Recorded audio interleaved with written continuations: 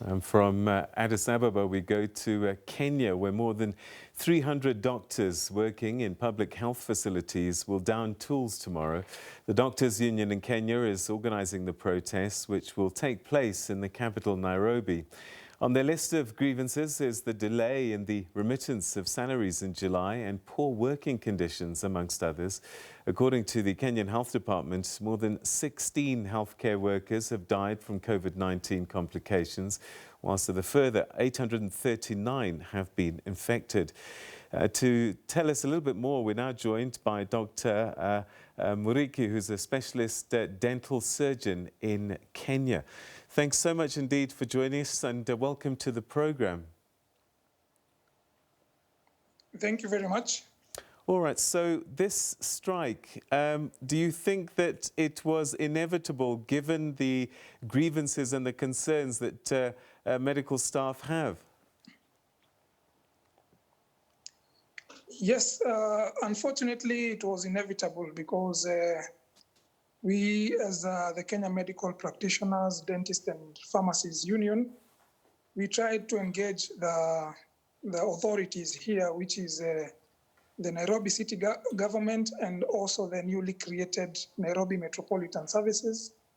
We've had very many meetings to discuss the welfare of the doctors. And unfortunately, since nothing has been done, we are left with only one bullet, which is to actually call for an industrial action. It is highly regrettable, especially given that it is coming during this time of the pandemic. And as we all know, Nairobi is one of the epicenters of the pandemic. But for us as a union, we feel it was inevitable. So what is really at the top of the list in terms of your concerns that are making it impossible for you to want to go back to work? Actually, our grievances are, very reasonable. Number one, and top on the list is health workers in Nairobi do not have a comprehensive medical cover. And as we know, these health workers are the frontline soldiers during this time of the pandemic. And it is really unfair to send your frontline soldier without adequate medical cover.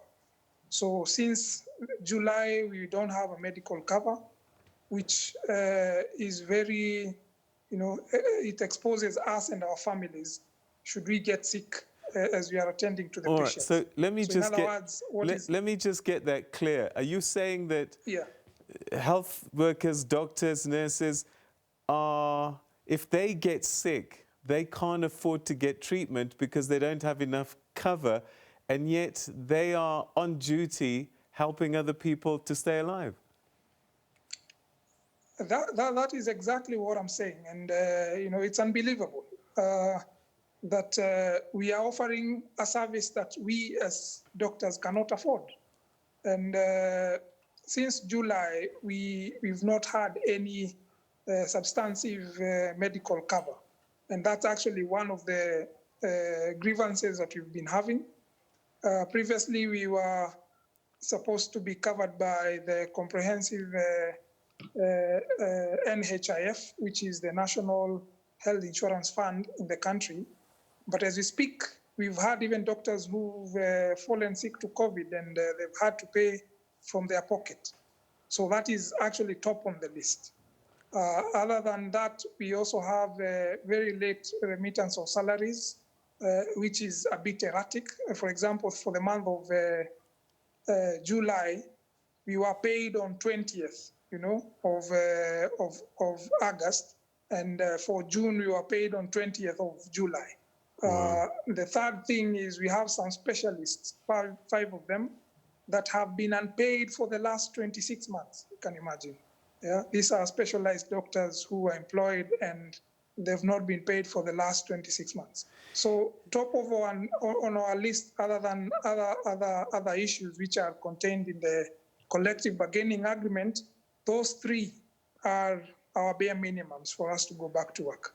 All right, so let's talk a little bit about pay. Are we saying that the Kenyan government is broke, or is it just administrative issues, negligence maybe? Why aren't you getting paid? I wouldn't say that the Kenyan government is broke. Far from it, because at the end of the day, they usually pay. So it is more of administrative issues, something to do with, as you may be aware, the Nairobi Metropolitan Service is a newly created entity of the Office of the President.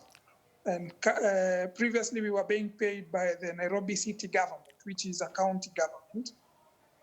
And since then, since the beginning of July, the new financial year, we were transferred to the Nairobi Metropolitan Service. And there has been a tussle between the two entities, and this is inadvertently affecting us. So what we are saying is they need to put their house in order. Our members cannot continue to suffer because of their fights. Does the president know about your challenges and your struggles, and is he doing anything about it, or is just leaving it to his executive? I want to believe so, because the Nairobi Metropolitan Service falls directly under the president, the office of the president, and he has officials who help him to handle any situation that may arise, and I believe he's well briefed on the same. So since Nairobi Metropolitan is under the office of the president, he should be aware, and of course it's general knowledge that there has been tussle between the Nairobi Metropolitan and the Nairobi County government, so which we think is affecting some of these things that are supposed to be done. Are you not worried that, and you've mentioned it's unfortunate it comes during the COVID-19 pandemic, are you not worried that by withdrawing your labor that lives are being put at risk? No, like I said in the beginning, this is the last bullet that we had, and we went to school so that we may be able to attend to patients. We have no other business as doctors other than attending to our patients. But sometimes you don't. You also have, you are humans before even becoming doctors. You have bills to pay, you have other responsibilities to take care of. And like I said, we've engaged the authorities for the last 3 to 4 months, and we would have even meetings sometimes bi-monthly. So it's not an easy decision to make, and it's not been made overnight. It is something that has come up as a last resort. And definitely being in the middle of a pandemic, it's going to affect the fight against COVID-19. And if you may, part of the grievances we have is also that we need to be protected in terms of being given quality PPE, the personal protective equipment as we attend to the patients, so that we are also protected.